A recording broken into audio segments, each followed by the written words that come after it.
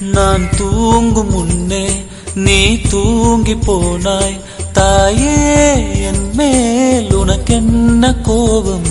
கண்ணான கண்ணே, என் தெய்வ பெண்ணே, கண்ணில் தூசி நீ ஊத வேண்டும்.